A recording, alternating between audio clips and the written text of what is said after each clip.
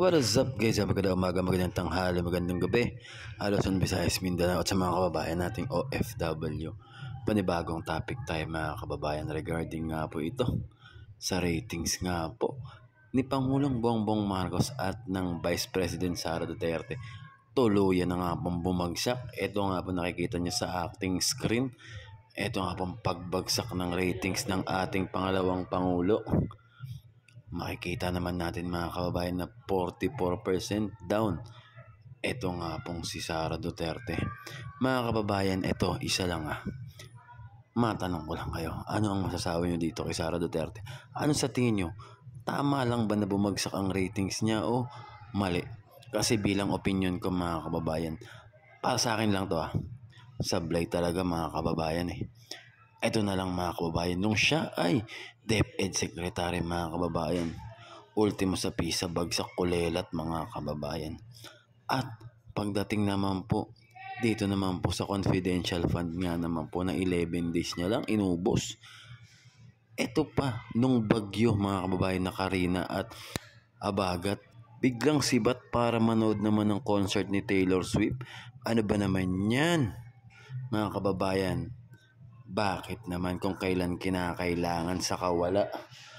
At ito pa, yung kanyang 433, mga kababayan, na bodyguard na kanyang kinu-question dahil binawasan ng 75. Pero ito, take note may tira 300 plus. Nag-aalboruto pa. Napakaraming bodyguard na nun. Ikukumpara mo sa dating Vice President Leni Robredo na 78 ang bodyguard. Ano ba naman yan? Kaya para sa akin mga kababayan, yung pagbagsak ng ratings ni BP, nakikita kasi yan sa gawa Nakikita ng mga kababayan natin na wala talaga. Iba pa rin kapag dapat siya yung gumagalaw, hindi yung mga tauhan ng Office of the Vice President. Gawin ng trabaho dahil iniluklok ng taong bayan. Ang Pangulong Marcos, binagyo. Agad-agad pumunta ng Valenzuela, ng Quezon, pumunta ng karaan ng Tacloban, Tawi-Tawi.